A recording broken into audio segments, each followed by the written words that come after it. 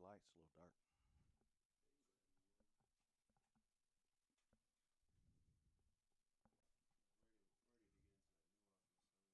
We're ready to get into that new office, so I'm gonna get everything set up correctly. What's that 832 number? I don't know. It's been a while, so just gonna go ahead and mute that real quick. 713-224-7368. 713.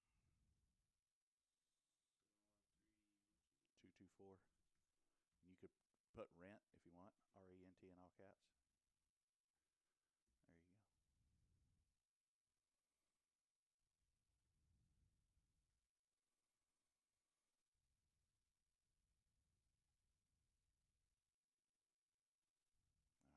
All right. We got the Zoom is not launched yet. Well, it's pretty much already so just waiting on Zoom to launch itself. But pretty much. Is there a new Zoom meeting, or is this the same one, right? It's a recurring meeting. Okay. Okay. Do I need to start it? Um, Oh, you know what? I need to start it. there's Good gonna be point. some stuff going on the screen, but Hey Siri, open Zoom.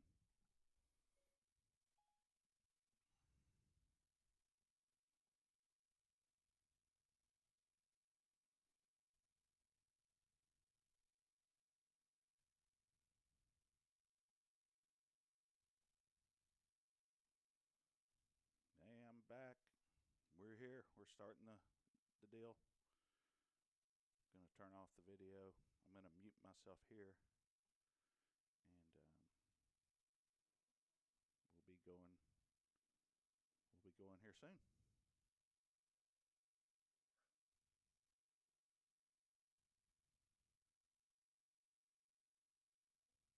I stopped the recording so I can start it back up. So let me know.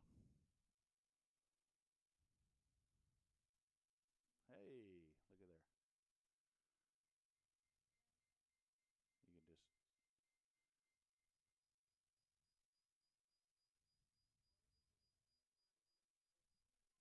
Can you hear me, Mark? All right, now can you hear me? Can you hear me now? Unmute that one. Can you hear me now? Can you hear me now? God bless America. Just what I wanted was technical difficulties. yeah, we can get this issue every real quick. It's just picking up the wrong mic. Hello? Nope. Hello? All right, let me mute this. Try again. Yeah, go ahead and mute that. All right, how about now? Sounds good? Well, I think he's going to activate a camera here. Hey, hey. What's up?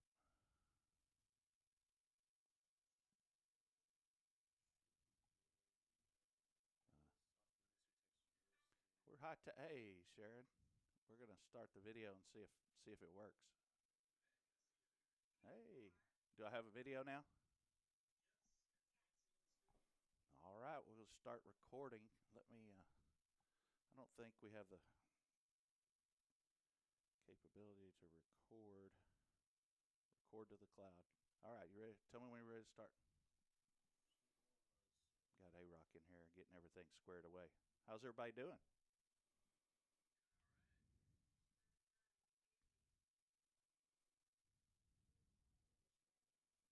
Do y'all see a little double square thing, or do you see just me?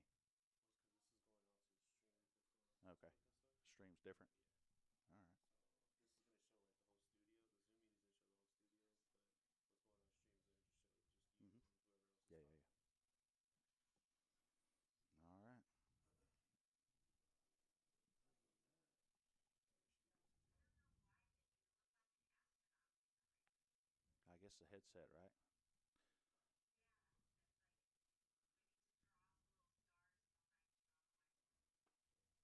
Are you ready?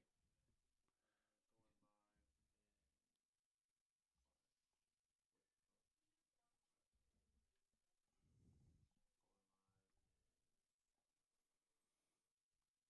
official countdown here. Hey, good morning, everybody. It's 9 o'clock at night, and I'm recording this in the morning.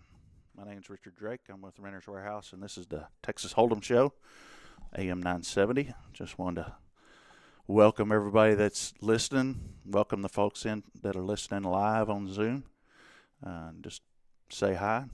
Mark's online. Mark, how are you doing?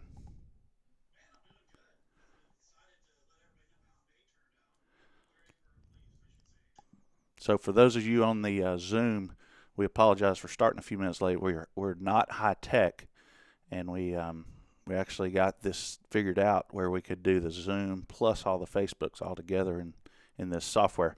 So we're turning into high tech folks now versus what we've done before. So here we are. May is hit, and we're checking out what's going on in the market, checking out what's going on in renting, leasing, sales. There's a lot of things going on in different parts of the country. So we'll touch on a few of those things over the next little bit. We've got several topics to cover today. We're going to talk a little bit about the future values of real estate, whether we're going to see appreciation or depreciation, what we're going to see there. We'll talk a little bit about some changes in the rules here in Houston for evictions, and we'll cover the stuff about what is an eviction, what can be evicted on, the covered, uncovered property, stuff like that. We'll go over there's a neat Wall Street Journal article we'll talk about. Talks about some of that appreciation and such. I want to talk about Airbnb a little bit.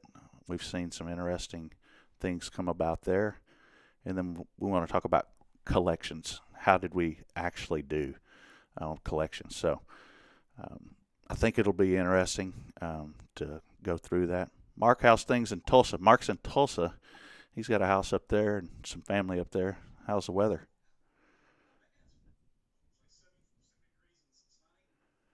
Yeah, not bad.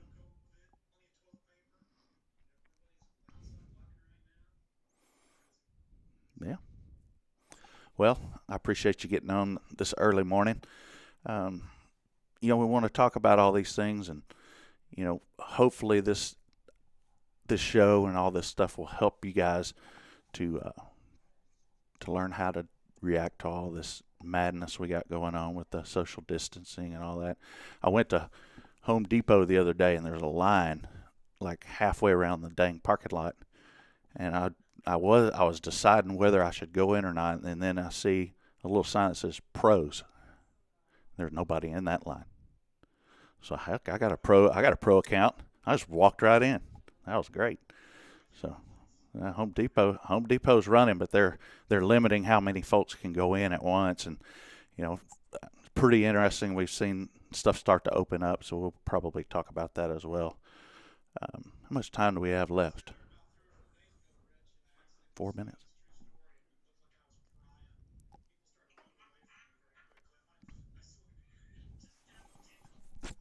Well, I have yet to wear a mask, and I spend a little more time on Facebook arguing with people than I probably should.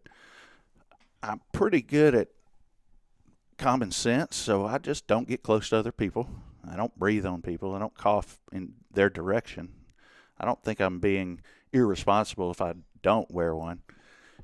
So um, I've gone to breakfast twice, 3 times, and lunch once already. So I'm happy to be able to go to my restaurants that I like and try them out. Say again? Yeah, go to the local restaurants. Don't go to the big chains right now. Those guys need help. The local restaurants are really struggling, and with 25% occupancy, they're pushing it because they got to open the kitchen up. But the smart thing might be to do is run a limited menu or something, so they don't have to have so much prep work done. You just can't do it for a fourth of the customers. But I'm glad to see Texas is being proactive, getting open. We just got to continue to stay safe, continue to pay attention, be vigilant. Don't get out there and get crazy. So it's kind of neat watching Texas open. It's kind of cool to see what the governor's doing, see what the attorney general's doing. Um, Mark, what do you think about all this COVID-19 business?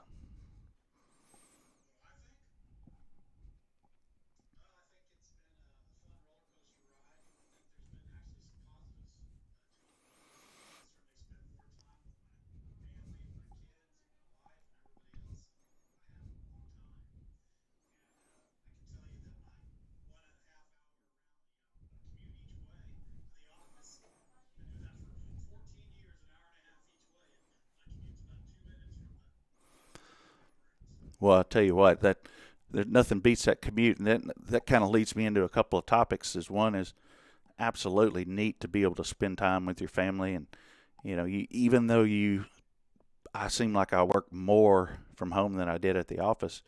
You're not wasting all that time on the commute, so there's more hours in the day, right? We've generated more hours in the day, and it's neat to be able to be around your family all day. The pets, I'm going to take a break and go out and walk the dog or what have you.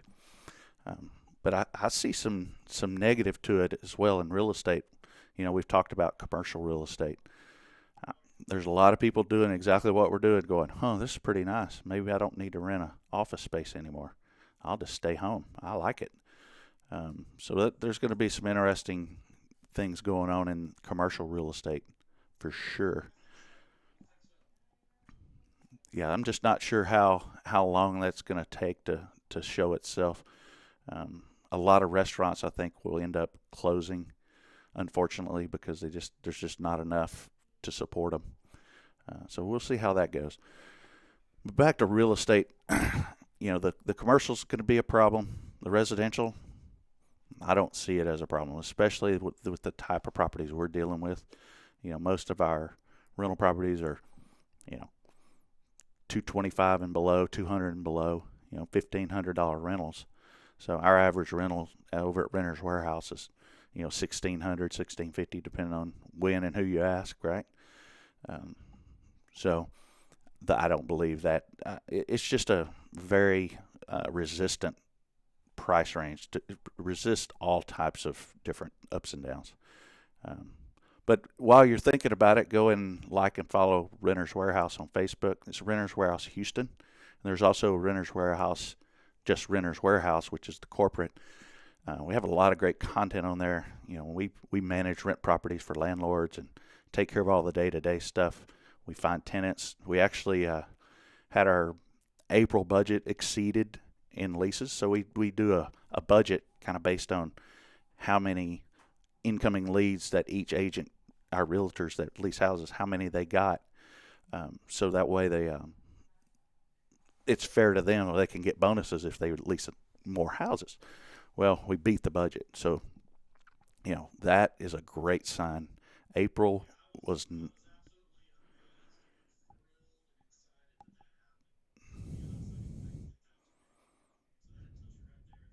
Mm-hmm.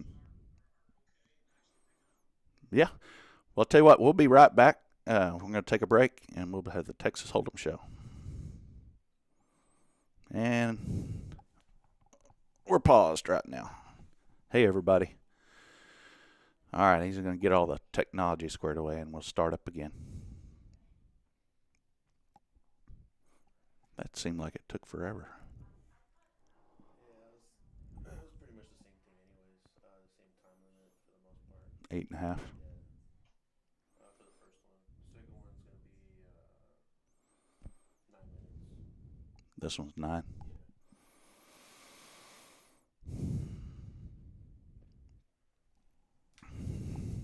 All right, I'll talk about collections. I think people are interested in that.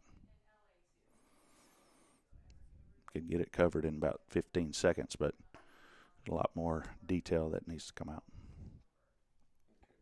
Okay, ready? Ready? I can't hear Mark.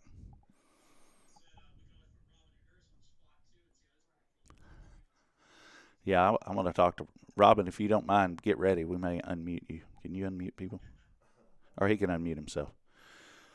Okay, ready? Go Can, live. can you put Mark in my headset? I think maybe. All right, well, let's just go live. Go ahead. Can you hear me, Mark? No big deal. All right, here we go. Going live. In three, two, one. Hey, we're back. It's Mark and Rich with Renter's Warehouse, Texas Hold'em show. Kind of a little play on words, I guess, if you hadn't figured it out. Uh, Talk about holding rental properties for building wealth, and that's what Renter's Warehouse does. We help landlords build wealth by taking care of the day-to-day stuff with their property, so they don't have to mess with it, and that way they supposedly retire rich.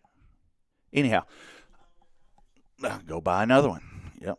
That's funny. I was talking to Mark this morning about that, and there's this thing called the Burr method, and it's a bigger pockets thing, but it basically says buy, remodel, rent, refi, repeat. So that's a pretty good model there, because what you can do is you can use the same money over and over and recycle it. Because once you get if you buy it at a decent discount, say you pay 80 cents for it, do all your rehab, you refi, you get 80 cents back. Maybe you're out a few thousand or what have you, but for the most part, you get that money back, and just go do it over and over and over, and retire rich on real estate with no money down. There you go. So simple. Everyone can do it. Uh, yeah. So I wanted to talk about our collections this month. I know everybody's interested in that. I'm sure Robin is, but he didn't do anything, so it's not like it matters what Robin wants. Um, so we track our collections over the last 6 months. We What we did was we started in March. I'm sorry, April. We tracked certain days of the month how much rent was collected, and we built a chart. And thanks to Lynn at the office for doing that for me. So here's the numbers. As of the 3rd, the 6 month average collected was 78% of the rent out of about 1.4 million. The 3rd of this month was 77%. And as of 9 a.m. today, we're at 81%. So when you start looking at that, all these folks telling you the sky's falling, I'm not so sure that's the case. Seems like to me that there's a lot of folks out there that it's almost like they want everything to fail. They maybe not want it to fail, but the media wants clicks, right? And a good news doesn't get anybody to click.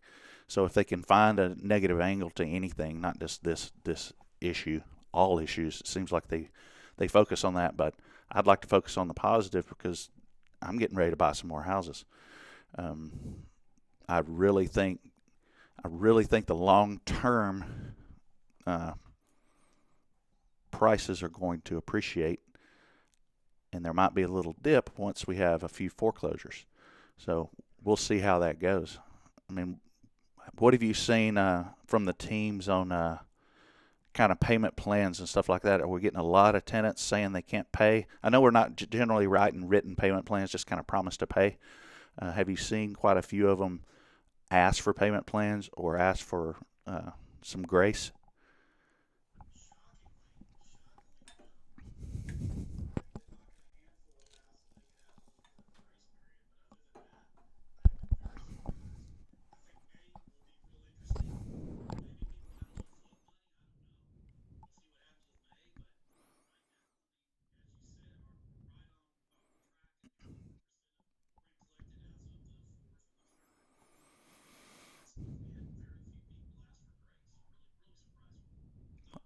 Well, that's great. I mean, we have great tenants. I mean, I even put that in a note. I don't know where I put it, but I put it in a note that they're paying their rent. We have great tenants. Our folks are doing a great job collecting. Um, a lot of them that are delinquent are the likely suspects. Same old people that are late all the time. So you're gonna have that. So they're just not having to pay late fees now. So we've got those. Our usual suspects that don't pay. I have one that's in one of my homes, and they're rolling 20, 30 all the time, but they paid a whole month's rent last month. It just got final payment was yesterday for April. Now they got to start working on May. They're always behind, but it's just a situation where right now you don't want to move them out. Um, the great thing, though, and Mark, I'd like you to speak to this, is you were dealing with Jason the other day about the leases and the budget. We exceeded our budget on leases by three or four houses, 3 or 4 leases, and we did a formula. We do a formula based on how many leads each agent gets, divide, multiply, carry the knot, and then you come up with this number, and they beat it. So even though we've got all this fear out there and all this craziness out there, it seems like they've stepped up and got it done. They absolutely did, and we did it through contactless showings, which I think is important. Whether it was opening up the door before they got there and letting them tour the house, and spraying them down with their Lysol that they carry with them, and then just locking the door, or by actually doing self showings through our self showing technology, where we get able to one time go and let you go for an hour on some of our lock boxes. So we're able to make that happen. Yeah, And and we you had asked about Two Ridge. That I've always thought. I think also the fact that our average rent is 1,600 and change. That kind of tenant may not have gotten laid off or furloughed versus say a $700 or $800 tenant. Somebody that works in the food industry, right? Somebody that works retail. hmm I really believe that the income or the rent amounts that we need to kind of focus on in their crowds when we have later in our clients do help our tenants to not be in the pickle that I think other people may be. What do you think about that? yeah, I would agree with that somewhat. We have a little bit higher income tenant. When we talked about this last week, was that a lot of our tenants that were filing for unemployment didn't know how to do it, so we had to show them how to file unemployment, and that's an interesting take because you've got great people who didn't even know who the Texas Workforce Commission is. So you get them; they're the kind of person you take care of, help them out, and they'll turn around and be a great tenant for years to come after that. But we haven't offered payment plans really at all. Um, we haven't had to. We're lucky we got great tenants. We have a very detailed, strict screening process. I wouldn't say it's overly strict as far as qualifications. It's not just let anybody in. But what I mean by strict is fair housing is a bear. You do not want to underwrite tenants based on your gut feeling or some kind of arbitrary. Sometimes we'll let a felony in, sometimes we won't. It has to be the same. It needs to be applied to everyone equally. Fair housing will get you. So please don't do that. We actually changed our guidelines recently, and we got it out to all the agents and said, these are the new guidelines in writing. It has to be in writing, and make sure that you're not doing something incorrectly and end up with a $15,000 attorney's fees to deal with a fair housing complaint. But I was pleasantly surprised and happy with the realtors, the agents. They really killed it this time. And kudos to Jason as well, who herds those cats all around. Salespeople. The worst problem we have is paperwork. You got these sales type personalities, and they don't like paperwork. So we have to run roughshod over them, make sure they get the paperwork squared away. But just to recap, tenants are paying as usual, at least in Houston, or our portfolio. That's easy to say. Our portfolio. So I'm pretty optimistic about that. Hopefully, we'll continue to do that in June and July. I think we will. I think most of the unemployment money is flowing, so it's not like we have a worse situation going, especially with the state opening up. We'll be right back with the Texas Hold'em Show.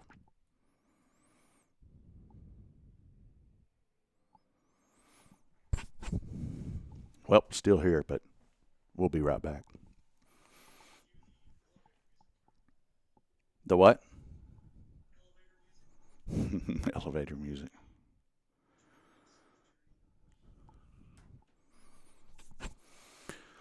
Oh, shoot. Yeah. Well, I'm pretty bullish on Houston. It's nice to see the oil prices back up. I'm ready to go when you are, A-Rock. We'll get this thing done.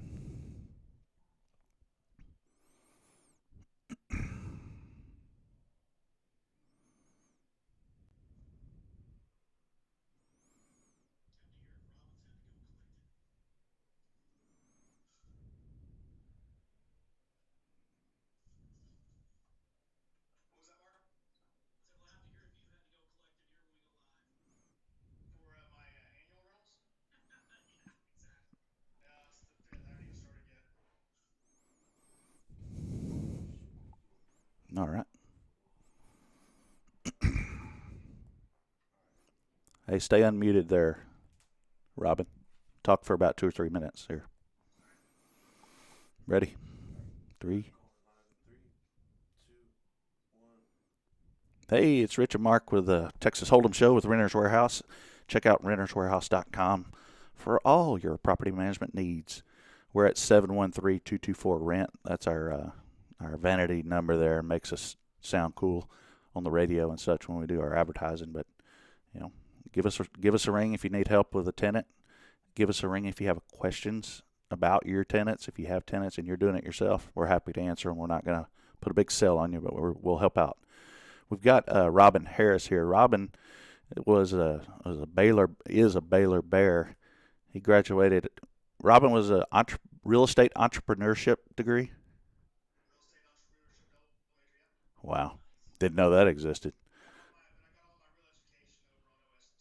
Uh, so Robin, after college, came and worked for us for a while, and then he's like, you know what, I can do this. So he started flipping houses and collecting rental properties. How many rental properties do you have now, Robin? About 35. 35. And how many of those are Airbnbs? 5. 5. Are they all in the same neighborhood or in more than one We neighborhood? have 2 in Galveston proper, and then 3 of them are in on the west end out near Jamaica Beach. Jamaica Beach. Yeah, that's the one that's a separate city, right? Of it is a city. And that's the one that's been the best for us because they've been pretty tolerant of short-term rentals throughout the COVID stuff. Galveston, Jim Yarborough in Galveston restricted short-term rentals, so we were not allowed to do that there. Jamaica Beach has allowed them. They have restrictions on how many people can gather and that kind of thing, but Hmm. feel free. So, how have your rentals been? Have they been pretty occupied? And what do you attribute that to? Yeah, so we got lucky. Well, the Galveston ones are zero occupants right after we had to shut them down. But yeah, Jamaica Beach we saw in mid-March, right when this broke, we saw just a wave of cancellations. Airbnb, the CEO of Airbnb, Brian Chesky, allowed basically overrode all Airbnb owners' cancellation policies and told Mm-hmm. guests to cancel without repercussion. So he's taking a lot of blowback for that decision because he wasn't in consultation with the board of directors before he did that. So we had, several thousand dollars a day of cancellations, and that was a kind of a scary time. But fortunately, what we kind of discovered after that is we did have to reduce the price, but a lot of people in Houston who had been quarantining decided they wanted to quote unquote relocate their quarantine. So Oh, they kind of restart.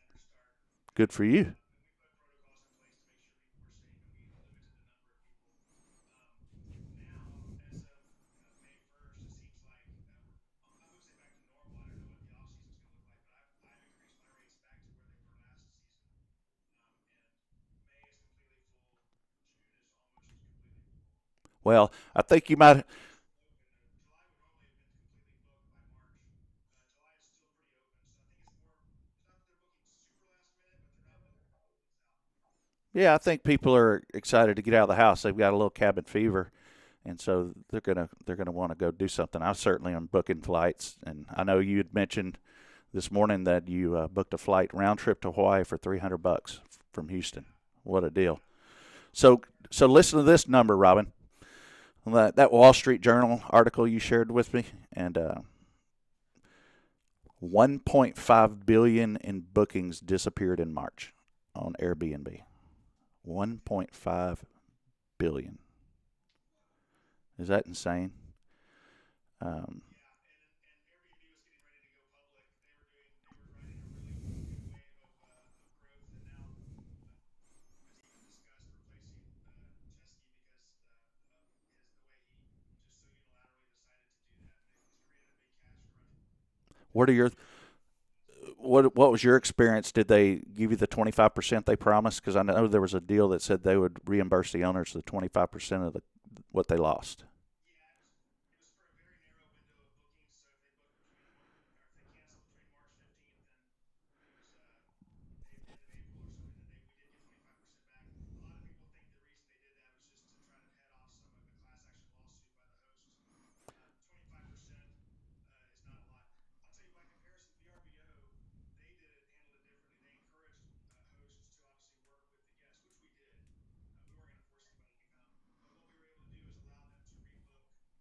Mm-hmm. we used that money for credit at a future time, so it kept us from having tens of thousands of cancellation dollars of Uh cancellations huh. at the time. And all of our guests, except for maybe one or two, were happy to do that. Oh, that's great. Yeah, I had a trip to Kentucky and I had to cancel it, so we just got a refund. The guy was happy to do it though. He was a super guy. Here's another interesting thing on Airbnb in February. Weekly bookings were in the $400,000 to $500,000 range. In April, it's more like 100,000 a week being booked. So I think that's number's going to have to go up now. Seems like as they're opening up, and that was early April, the data from that Wall Street Journal article. So I think, when you look at that, that's likely something that's going to start creeping back up, hopefully. I mean, what are your thoughts on that? So you're seeing it pick up the last couple of weeks?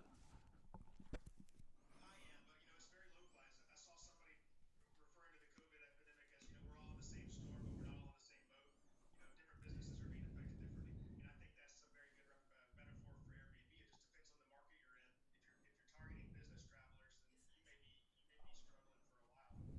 We just are lucky that we're in a tourist market that's affordable and close to Houston. Sure.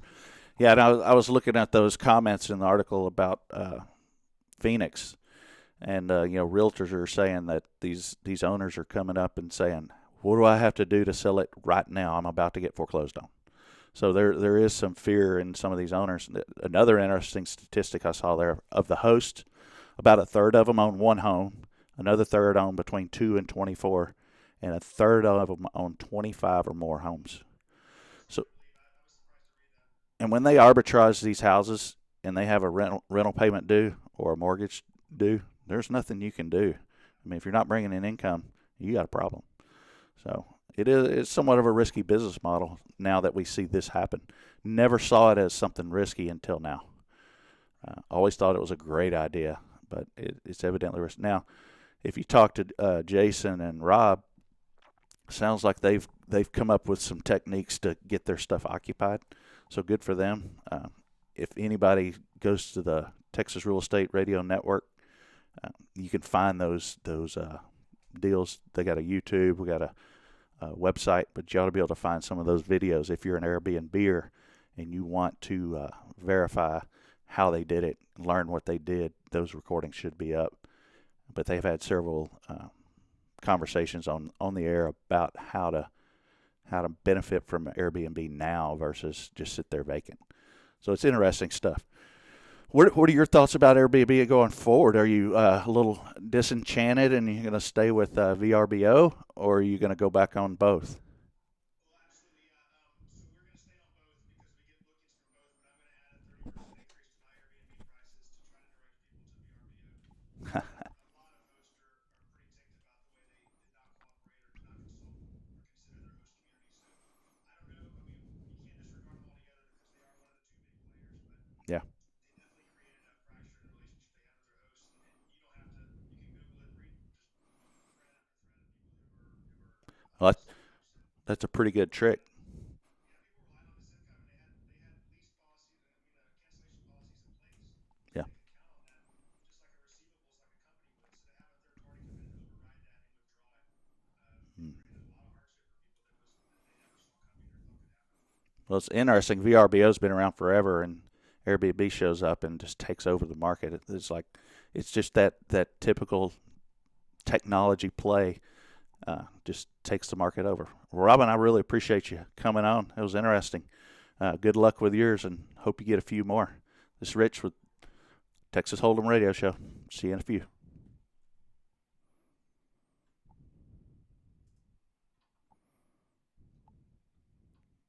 Did you already stop it? I didn't see you. Well, Robin had a lot of good stuff to say, huh, folks? That was interesting. I'm going to get a little sip of this tea. I also wondered how his 30 long-term rental programs were doing. So far, so good. I mean, like Rich said, I haven't had a lot of. I've had a couple here and there who've had some issues or asked for payment terms, but last month we were 100% of normal late with some of our down payment. Is that four? You guys are staying about the same, right? That was only three.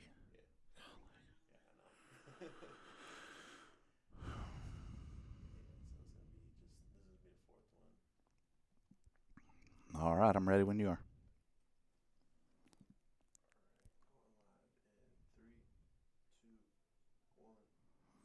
Well, here we are again with the Texas Real Estate Radio Network, and this is Texas Hold'em with Rich and Mark from Renter's Warehouse.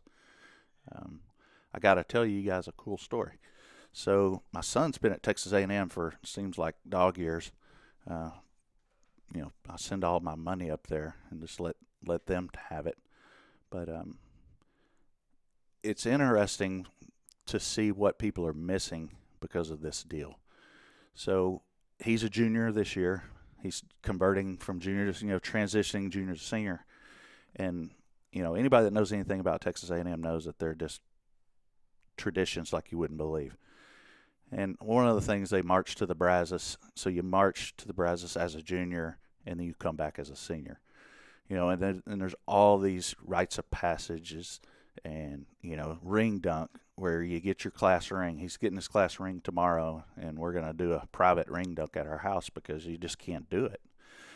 Nobody's here. They're all scattered all over. So high school, college graduations. How about senior year of baseball?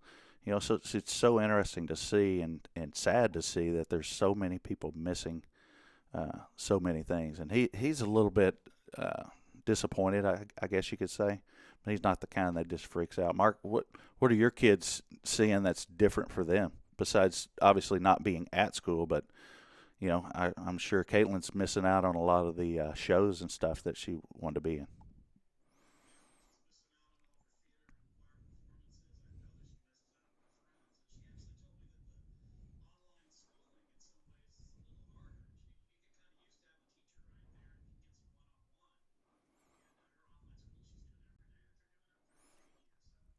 Well, she's a heck of a student, though. Is she still pushing valedictorian chances? Not quite that high. Huh? I had a buddy whose daughter was valedictorian at Katy several years ago. Bright kid. But anyway, I thought that was interesting. You got kids like, this could change your life. You weren't allowed to play baseball your senior year, so what happens to your scholarship that you may or may not have got if you hit 400, right? Or you finally got your curveball down. You already threw 93, you had no curveball, but now you can't. And nobody's going to look at you because there's nowhere to look. So it'll be interesting, athletes of all types, people graduating college, no college graduation. So many birthday parties, weddings. Think about that.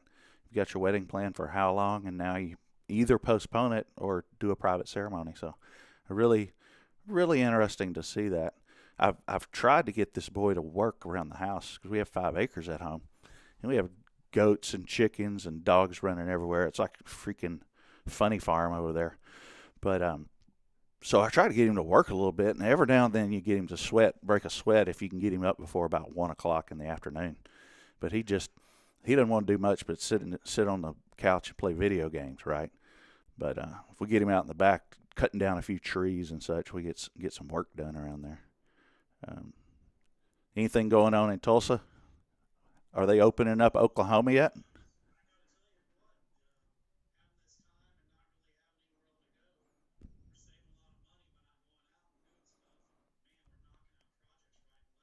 What's the status of Oklahoma opening back up? Anything?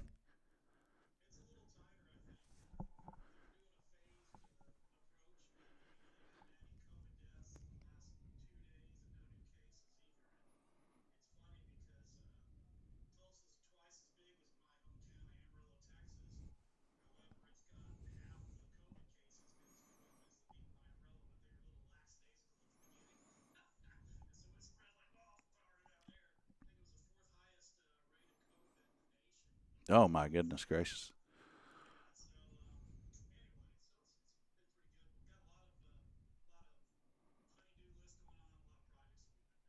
Well, when you have 2 houses, there's always something to do. Poor Mark.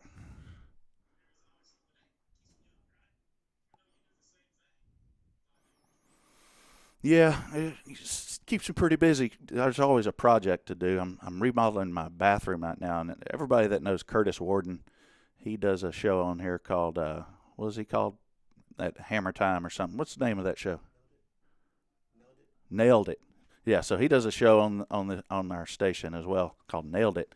He does a lot of construction work, and he builds high end homes mainly in the Heights. So I got him out to the house, and this is great. So he's walking around the house, and he goes, "Oh, that's awful." I go, "Well, thanks. That's what I picked when I built my house 20 years ago. Thanks a lot." So he's going around, and my wife asks something. He goes, "No, ma'am, that's not in the plan." he has he has the bedside manner of a Rottweiler. I'm telling you, it is so funny. But he is a genius at looking at a room and saying what it ought to look like. So he found these doors, and I don't know the brand. Don't get me lying. If anybody asks, I'll find out from Curtis. But they're sliding doors, and they're 4 panels. So there's 2 panels that open, and then outside of that is 2 more panels. Those are fixed. Now, if you buy the ones that are like 12, 16 feet wide, that both doors open, so it opens and then folds open to open the whole wall up, those are like $12,000, $15,000. These are $2,400. That's not bad for like a 12-foot wide opening. So I'm doing a 12 foot in my living room, like a 10 foot in my bedroom, and a 18 in the game room. So basically, you just open up the whole house to the pool. So I'm pretty excited about that. It's so neat the stuff you can do nowadays with the new technology and the materials that are coming out with. Um, I got me a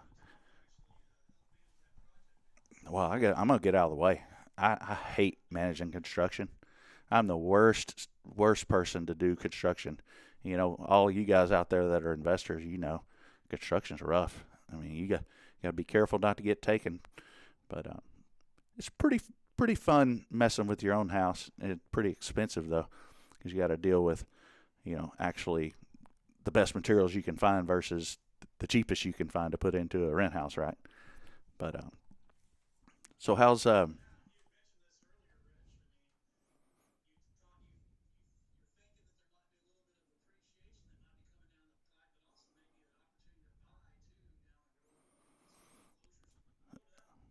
Yeah, there was a Wall Street Journal article about that. When we get back from this next break, we'll talk about that. That's an interesting thing to see what's going to really happen. You know, all of us, you know, got a crystal ball in our head that think we know everything, but we really don't.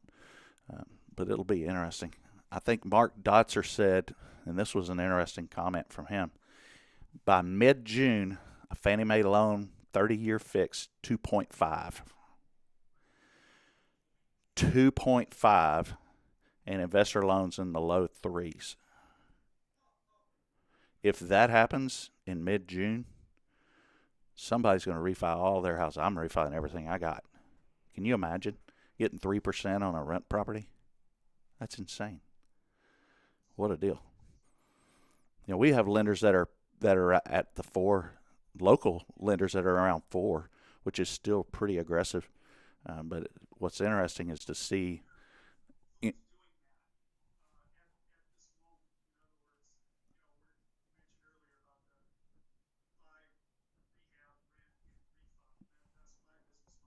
Mm-hmm.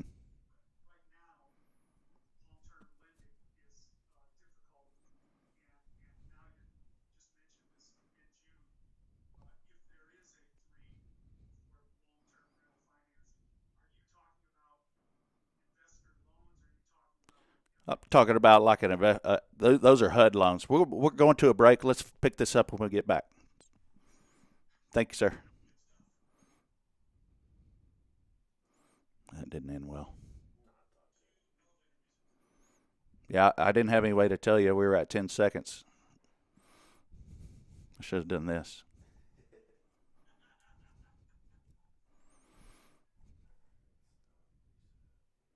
So if anybody sees me do this when you're talking, you need to stop talking. That means 5 seconds left. That way we'll be able to do that without me having to abruptly go to break. All right, we're ready whenever you are. Alright, so this is gonna be like introducing the show again. All right. Alright, so Okay, so you can we put that segment and this segment back to back and do a different one to introduce the show? Yeah. So this won't be an intro segment. This will pick up from this conversation. All right, we'll get the questions. We'll do some questions this segment after we finish this little topic. Ready? Hey guys, Rich and Mark with Renter's Warehouse, the what do you call it? The Texas Hold'em show. We're holding properties and making money, right? They're not cash flow properties. Everybody calls them cash flow properties. They're wealth building properties. If you're buying for cash flow, that's okay, but that should not be your number one priority. Your number one priority is to build wealth over the long term. Sharon will tell you she bought that uppity apartment over there, and she had zero cash flow for a minute, uh, negative cash flow. But anyway, we were talking about the loans. Go ahead with the question about the loans, and those are Fannie. Those will be the Fannie Mae rental property loans, is what he was referring to. But I still think the local banks will creep down in hopefully the mid threes. What do you think?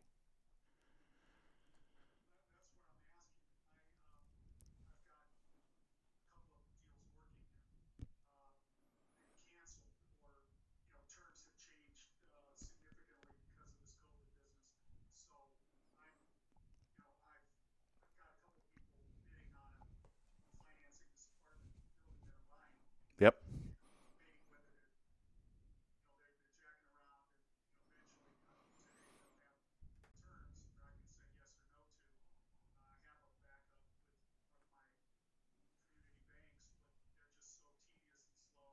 Yeah.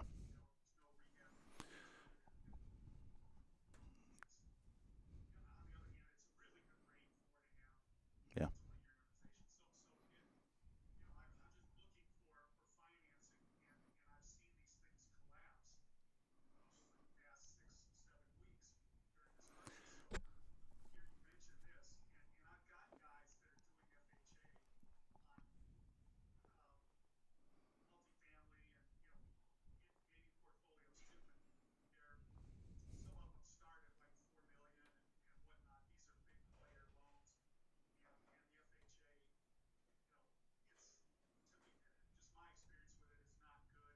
Mm-hmm.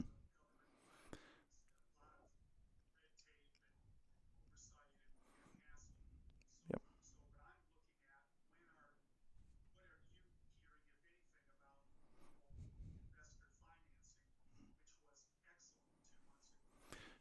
Yeah.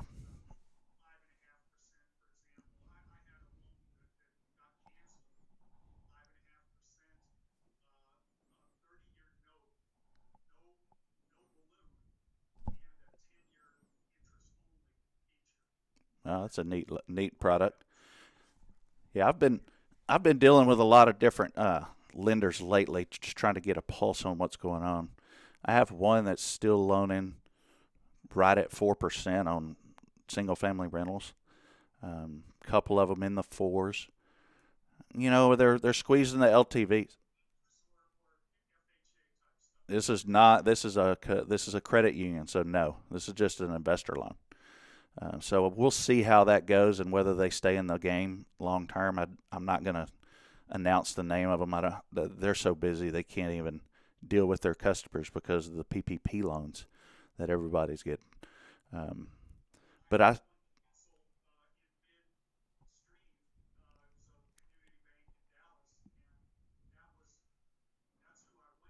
mhm,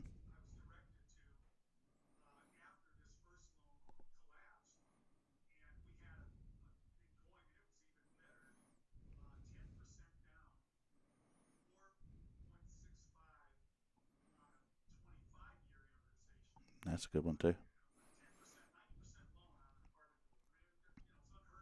Yeah,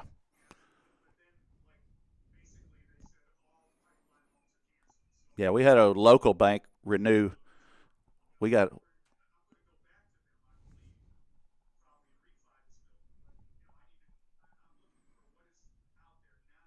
Mhm, yeah. Well, Mark, what are your thoughts about the that Wall Street Journal article that talking about they see an 8% appreciation rate coming down the pike? What are your thoughts about that? Do you see that as well? I know you and I have spoke extensively about you know what's going to happen over the next 90, 180 days as far as like is are we going to take a dip and then are we going back up? I see low to no housing starts over the last couple of months. The housing starts were record lows. So I think there may be a shortage, especially in the 200,000 and 300,000 range. That doesn't mean that it won't take a dip for a minute when you have some foreclosures coming down, specifically the Airbnb types, and some homeowners I'm sure will get in a bath. Mark, what do you think about that? No, no, I concur 100%. I think that right now supply is a little limited. I think several people have pulled their properties off the market. I mean, we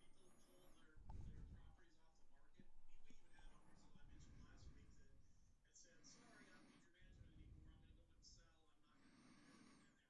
anymore. I'm going to go in and sell. I'm good," and then they renew. So we're seeing a supply situation increasing. I know just on a personal note, my son-in-law and his wife, they've been trying to buy a new house and they've got outbid on three houses so far. So there is a supply problem that's going to cause, I think, prices to go up for a little bit. But then I agree also too that there's going to come a time probably in the next 6 to 12 months when we're going to see a little bit more foreclosures in the market. So and that's going to be the opportunity, I think, to buy a little deeper than normal. Because Yeah, I that wouldn't dip argue with in that. buying, we've seen that. We've seen it many, many times over the last 26 years I've been in Houston where you've had those little dips. That's the Yep, time to buy if you can put the money together. yep. Like Mark said, if you can get the financing, you can actually take advantage of some of this. Yep, I agree. Hopefully financing will be open up. Hey, is that Jason Bible on there? I see the picture's so small I can't see. Jason, is that you? Well, I saw Mr. Texas Real Estate on the list, but I see a person sitting there. I'd love to talk to Jason about this. He had some opinions on the prices. But You're listed as Mr. Texas Real Estate because you're through their computer, Mr. RET. that's right. Well, I I think the appreciation thing may be even more. I see a shortage. I see a rebound specifically in the 250 and under. I'm excited about it. Um, I would even consider buying a little higher than I normally would if I see a dip and then a bottom. Right. I'm still a little cautious right now. We own a lot of property, so I may sell a few right now before that. Kind of, I like to get in and out of houses and pull my equity out and such. That's the other neat thing. That bank and that I was talking about, that credit union, they'll do a second lien for a HELOC. So if you only need 50 cents on a dollar, no cash out, you can get another 25 or 30 cents on a basically a line of credit against that. It's not an official HELOC, but it's a line of credit secured by real estate. So that's a good idea to talk to banks about doing. If you're in the house, you've had it for years, and you refinance it, and you get 50% at 3.75 or 4, and then you get another 20-30% at 5 even. Well, now you got flexibility with that money. You can be buying flip houses with it and not paying hard money loans or anything like that. So there's a lot of ways to skin that cat. So if you have equity that's not locked up, and then sitting in these houses, a lot of times you can do that instead of getting the cash out and then you end up spending it. Go ahead and get a second lien for that with the same bank, right? So it's not a cash out, so to speak. It's a line of credit, and they keep that as two separate loans. And you can draw it down when you need it, pay it back when you don't. Use it for, your life cycle of your flips. Buy them with that, and get it done. Well, we're going to take a break again. This is Renter's Warehouse. We're at renterswarehouse.com, 713-224-RENT. We'll be right back. Thanks, guys. All right, so we'll add that after that previous one, and then this one will be a new one, and then we'll just plug one of those first ones in the yeah. On this last segment, Rich, I'd like you to talk a little bit about the update on the evictions on the new dates in various towns Yep, because that one's on the top. that actually ties into this topic Okay. with ends.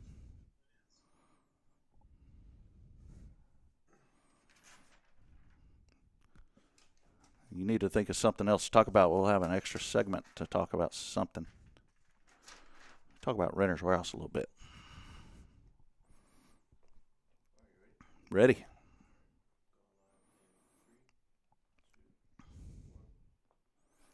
Good evening. This is the Texas Hold'em radio show with the Renter's Warehouse. You got Mark and you got Rich. We're here talking about real estate and wanted to talk today about a couple of things that are happening in the market. We're in Texas here, so if anybody's not, this doesn't apply. But for the most part, I'd assume Texans are listening to the Texas Real Estate Radio Network. Thanks, Jason Bible and Robert Orfino, for including us. So we went over this in depth last week or a couple of weeks ago about, the courts being closed, courts being open, when you can do an eviction, when you can't. So the interesting thing is they changed the deal on us again. So they came out with an amendment to the law, and it actually is a law. So here's the deal. Everybody get your Big Chief tablet and your number 2 pencil out if you want to write this down. Or you could just Google it and find it in like 5 seconds. No hearings for evictions until after March 18th now in Texas. I'm not talking about Houston. I'm talking about Texas. You can still file today if it's an uncovered property. So let's say you're 100% sure it's uncovered. You're going to have to stand up in court and certify and swear that it's uncovered. Okay, so that's the onus that they've put on the plaintiff. They said there may not, it didn't say they would not serve it until after May 18th, but they said they may not serve it until after May the 18th. So they have no obligation to serve it until after May the 18th. And then obviously you have your notice to vacate days and such, right? And they will not issue a writ date until after May 25th. All those numbers went back about a couple of 3 weeks. So just know that things have changed again. It doesn't surprise me. We'll see what happens. Let's talk about the PPP loan a little bit. For those of you that are sole proprietors, if you didn't get it and you want to, it's pretty dang easy. I just had a friend that did the PPP loan. You take your Schedule C net income, which is line 31, I believe, and that goes on from your 2019 returns. If you don't have 2019, you can use 2018. Like I had a friend, I was talking to somebody about this morning. He lost money in 2019. Let's see. No, he lost money in 18, made a lot of money in 19, so he wants to use his 19, but he hasn't filed it yet. So I said, you need to file it, because if you do it based on 18, he's going to hardly get anything. So he's a sole proprietor. So if you're a sole proprietor, a realtor, an investor, you just take that Schedule C net income number, annualize it, right? Divide it by 12, and that gives you your monthly amount times 2.5, and that's how much money you need to ask for on the PPP loan. There are online portals everywhere, Cabbage, Quicken, and it's all automated and all very simple. If you haven't done it and you're just being lazy, you need to do it. It is, how do you say, free money. Free money. As long as you're a sole proprietor and you get the amount that you made on average with your Schedule C, you don't have to pay it back. And all you have to do is get it and then sign the paper after 8 weeks, and you're done. Excuse me. So,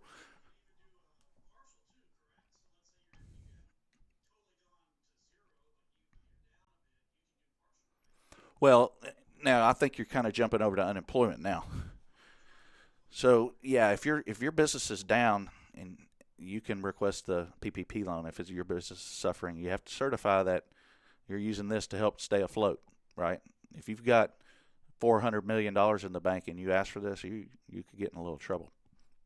What Mark was referring to about the partial is unemployment. So if you have friends, family that are considering filing unemployment or don't understand unemployment, remember, if my niece is a waitress. She makes great money being a waitress, but now she's was walking out to cars, carrying bags out to cars 10 hours a week versus busting her tail and making a lot of money.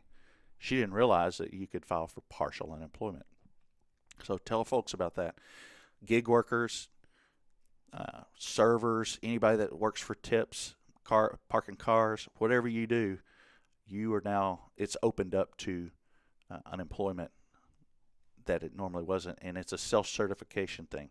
They're not, now they may go check later, but they're not going to stop your money. They're gonna, if you say this is it, they'll start paying.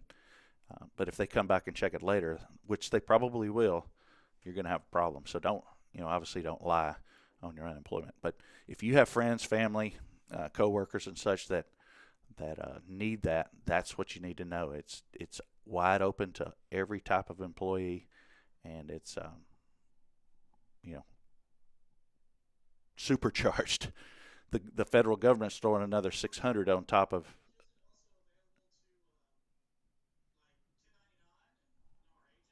Yep, a lot of our realtors did.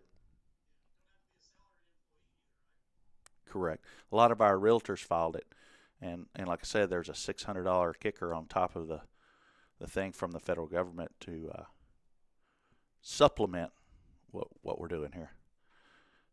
You got any questions up there, Mark, that we can answer?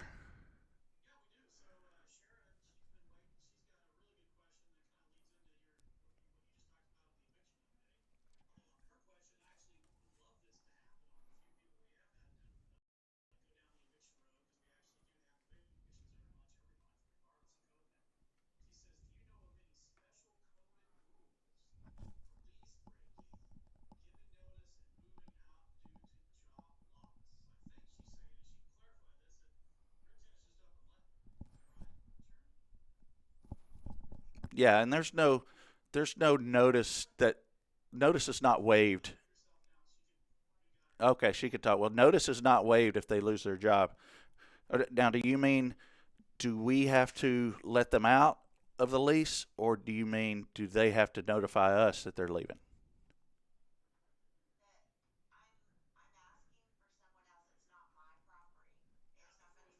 Asking for a friend.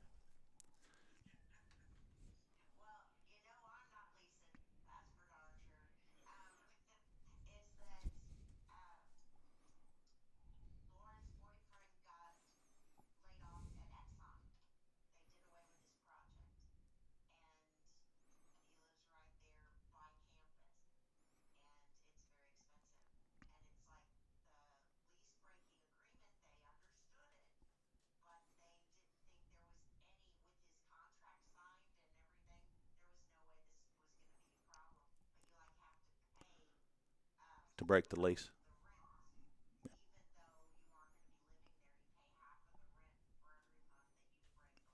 Huh. Well, here's what I think, Sharon. This is a time where you go to your landlord and have a frank conversation, right? You go and say, I'm having to move back in with family. I can't do it. I know what the agreement says, but I can't afford that. Please help me. And there's a decent chance that they will. I think you have that conversation. And let's pick that up when we come back. We'll be right back with the Texas Hold'em Show.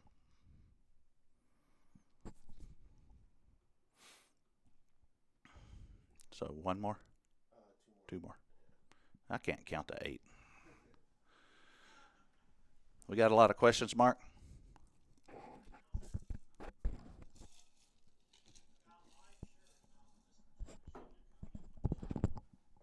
I can't hear him. Did he say no?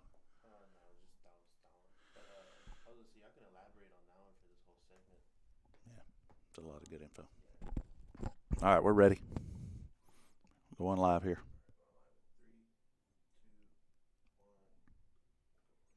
Hey, it's Rich with Renters Warehouse and Mark. We're back with the Texas Hold'em Show. We were just talking to one of our landlords, one of my favorite people. She's a little crazy, but she's good people. We were talking about her son, who's in a lease now. Uh, as a property manager, I want communication, right? If I had a customer that had a house with a tenant that said, "Hey, I'm moving out of my house. I have to go to another place." What would I recommend to that owner? I would recommend to that owner just keep their deposit and let them off the hook and don't file that they violated the lease. That's probably a fair situation. You say, well, it's not the landlord's fault they lost their job. They should collect. Well, the entire country's in turmoil. The entire world. It might be a good move on their part to do that, um, and it certainly wouldn't hurt to ask them. That's what I would. If the owner says no, enforce the lease, I have to, right? However, my strong recommendation is to not uh, put it on their record as a broken lease. I think that there's going to be some legislation come down the pipe that says, hey, you can't consider a broken lease during this window of time. I really think that they may do something like that. And if they do that, that's really going to be a mess because there's going to be so many people that are horrible tenants and they're going to get in because they broke the lease just because they wanted to, not because they had to. Now, again, there's a lot of people who lost their job and they really do need to move back in with family to take care of their grandmother or take care of whatever. And it's the right thing for their family for them to move out.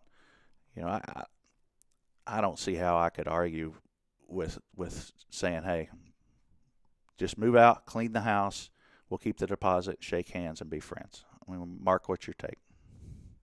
I gotta tell you, being a landlord myself, that now this is a little different than Sharon's situation. But if I had a tenant that was talking to me and said, "Listen, I can't afford the rent and I got to get out," I was willing to come back just for a period of time and less than the programs they did, just so I could now have a vacant property from a tenant that had a damn job. Yeah, That's just what the option is. The other option is to say, absolutely not. You can't do this. We're not going to keep you on your security deposit. Okay, well, fine.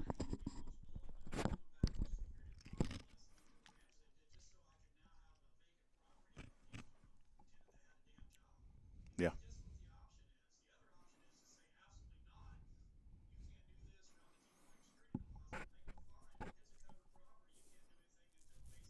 me. So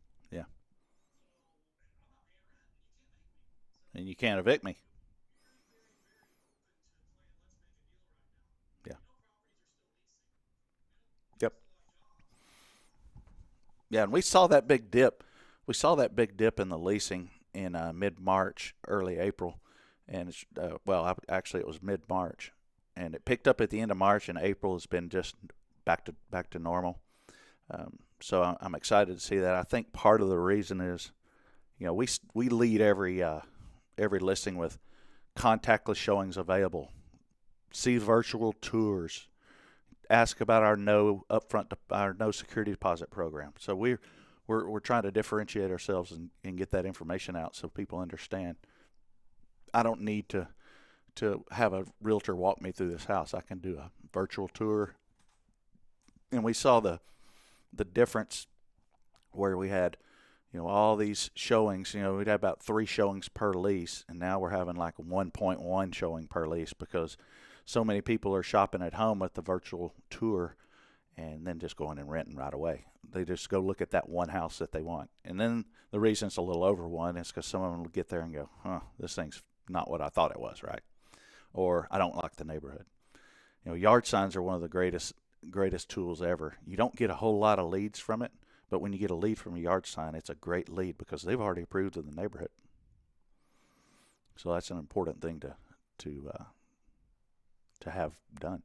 So the moral of the story is, if you're a landlord and you're renting houses, you need to get your phone out and make yourself a virtual tour. We've talked about this every week. Make virtual tours with your phone or call. What's the name of that group we use? They're so good. The video and picture guys. Mark? Nextlisting.com. Yeah, we use them on our photos and such. They do a great job. They're reasonable. So they'll do a virtual walkthrough with voiceover and such, or just do it on your phone, whatever. But you've got to have a virtual walkthrough, because if not, they're going to go to the one that does, because they want to see, hey, what does this house look like? What does it feel like when I walk through it? It doesn't do you any good of a bunch of pictures, even if they're good pictures. It doesn't give them a feel of the layout. It doesn't give them a feel of walking through the house. And I think it's very important to be able to do that. And to narrate too. It's very important to make them feel like you're there with them. A lot of people just shoot a video tour and they don't say a word. You need to narrate it. You need to say, point out stuff and make them feel like you're standing right beside them as you take them through. Yeah, I agree with that 100%. You want to point out the points that you make in a listing are typically the points you want to point out. The I don't know if anybody's ever seen on MLS why I love this house. A lot of people will add that paragraph in their listings. So if you have things that make the house unique, things that make it uh, cooler than the next door, it's not so cookie cutter, bring it up. Look how big this laundry room is, and they got this all this workspace for folding clothes. Look at the brand new granite in the kitchen. I love it. Those are the kind of things you can do to add a little excitement and add the feeling of a showing in to the video, where hopefully they'll notice things that they may have overlooked just walking through with no sound. So you definitely want that sound, and you want a voiceover to point out unique points or brand new this, brand new that. You want to point that out. I think a lot of people will just overlook things like that, and it's worthy of your time to do so. Um, we've got electronic keypads, lock boxes, so we can get people in by themselves. So if somebody really doesn't want to be around people, they can get in electronically. You got to think about all these options. One of the things they're doing now, though, is um, if you give somebody a lockbox code to a manual lockbox, it has a key in it. That's probably the worst idea you could ever do. And now here's why. I don't know if it's happened to anybody before, but what happens is the people over in some other country, they're not here, but voice over IP phones have made this very possible and very easy. They will get the code and act like they're going to see the house. And once they have the code, then they will start marketing the house for about 30% below market. And somebody will get all fired up, and they'll give them the code, they'll go look at it, and they'll tell them, well, I'll meet you over there. And then they'll call at the last minute saying, oh my gosh, I got sidetracked with some work stuff. Can you just look at it and call me and let me know what you think? Or text me and let me know what you think? And then they go over there, they look at the house, they love it or they kind of like it, but the price is right. And then they ask them to PayPal or Venmo them money for the deposit, and it's gone. So you got to be very careful giving out codes, even with the electronic lock boxes. If you're giving out electronic lockbox codes, you have to give them temporary codes so they can't get in the future. It's worth doing. It's something you can do on your dashboard with your lockbox. Um, I love the fact that we can do all that with the technology the way it is now. They even have these we're moving towards having temporary cameras in the home to video all the people that are shown or that show the house. But we'll be right back. This is the Texas Hold'em Real Estate Show and Texas Business Radio Network. And Mark and Rich will be right back.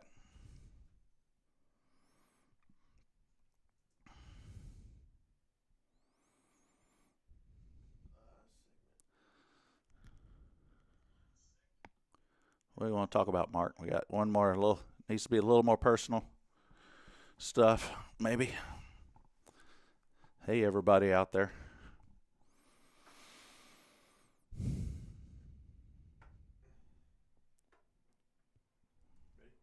Sure. Uh, hey, we're back. It's Mark and Rich with the Texas Real Estate Radio Network, the Texas Hold'em Show. We're just sitting here talking about real estate and what we think and don't think, and hopefully bring a little value to somebody, maybe help one person out of all this going on. We just wanted to see if there's any more questions out there. Post the questions, and Mark can read them.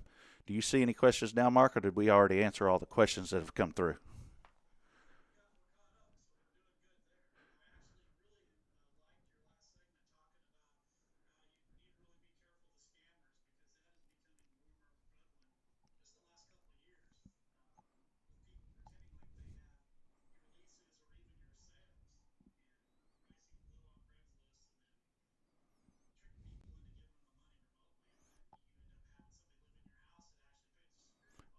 And some of these folks have the guts to show up at the house and collect the money. They're actually locals.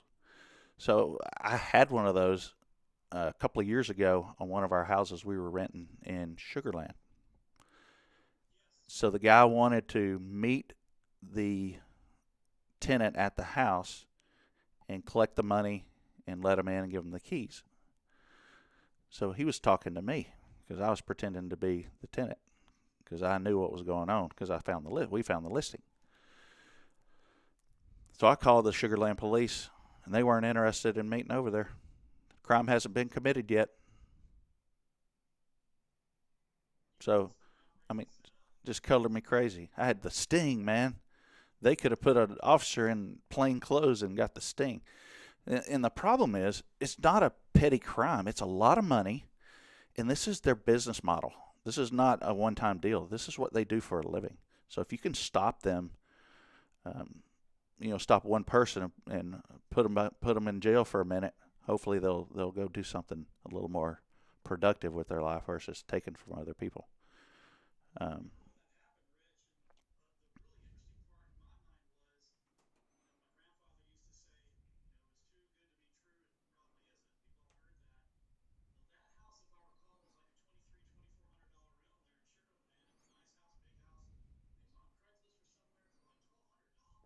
mhm. Yeah.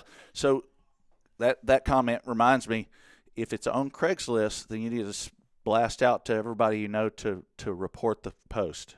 And if a dozen people report the post very quickly, it'll just vanish. So if you do ever catch one of your houses listed on Craigslist or something, you can report those posts as fraud, and it'll come down very quickly if a lot of people report it. Uh, that's very helpful. Yeah, I've seen it happen a dozen times, and they go through phases where it happens a lot for a while, and then you don't see them for a while. I think kind of a little cycle. I've noticed there hadn't been any until just the last month or two.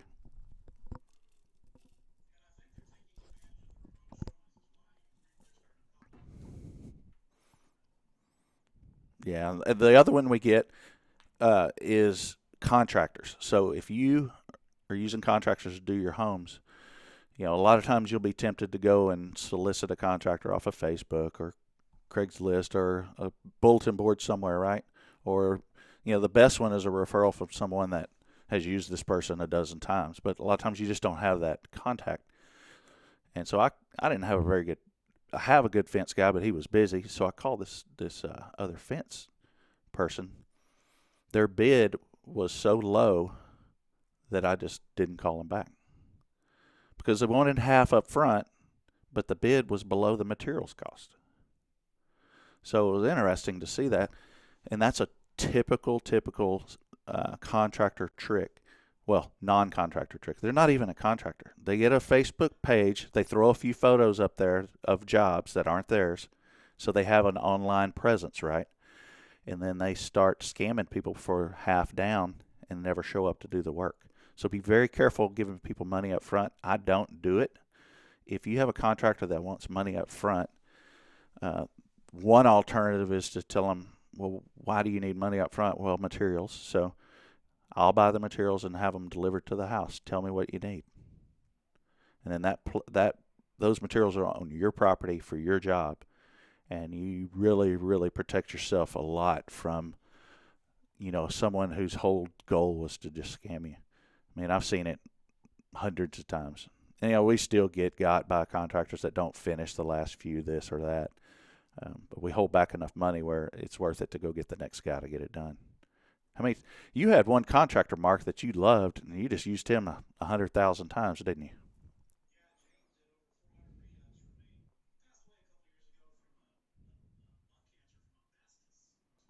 Was he a smoker?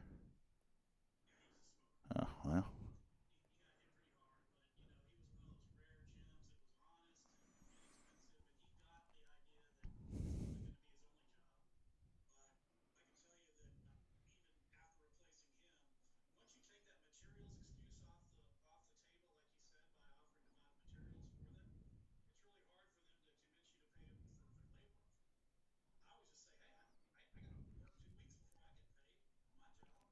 Mm-hmm.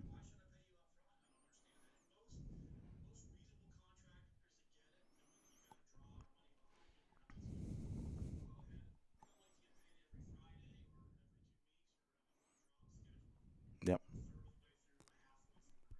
Yeah, and I've found that paying on Friday works better than certain percentage through, because if you control the contract, and you are the one who decides what percentage you're at. You don't have a problem with them getting ahead of you because you're the one deciding how much goes out every Friday. And you can, in your contract, you can delegate certain dollar amounts to certain tasks if you'd like to help them understand how much they're going to get paid for what. But you got to be real careful not to front load it where they get more money up front than they do at the end. Um, a lot of times you could say, okay, so the roof is 4,000, so you get 3,200 when you finish the roof, 80%. You can do it that way. But it's very important to stay ahead. Don't get behind them because if they get ahead of you, it's very tempting. They don't intend to underbid, but if they occasionally will underbid a job and they get in a bind at the end of it because they can't finish, if there's not enough money to pay their guys to finish, there's a very high chance that they will default on the contract. And it's not a whole lot you can do to a contractor unless they're a full blown company. If it's just chucking a truck and you got him working on a couple of houses because they were cheap, you got to be very careful because they will go away just as fast as they came on board. Well, you hit the nail on the head. The percent at the end, that whole thing has to be high enough to keep them around. I'm always surprised at the amount, that percent that they'll walk away from. 5%, 10%, that's usually not enough. Not enough to keep them for that last bid. Yeah, I've seen them walk away from 20%, but they weren't happy about it, I'm sure. But I'm not gonna. That's usually where they got upside down. Yeah, and what you want to also be careful with is if you get, I think you mentioned this earlier, or somebody did. If you get two or three bids, and then you get this fourth bid, and this guy's 30% lower than the other three, you might want to relook at that quote and relook at this guy and see some jobs they've done because if they get into a situation where they've underbid, that does you no good. It's not a good business model to say, hey, we're just going to let them go under and fail at the job, and then we'll hire somebody to finish, and we'll get it cheaper. Well, it's not the right thing to do either. That lady with the fence, I just told her you underbid, and I explained to her what I meant. So she either underbid or she was pulling a scam. So, well, that's going to wrap it up. I enjoyed the visit, Mark, Sharon, and Robin. Appreciate you. But we're the renterswarehouse.com show. We'll see you next week.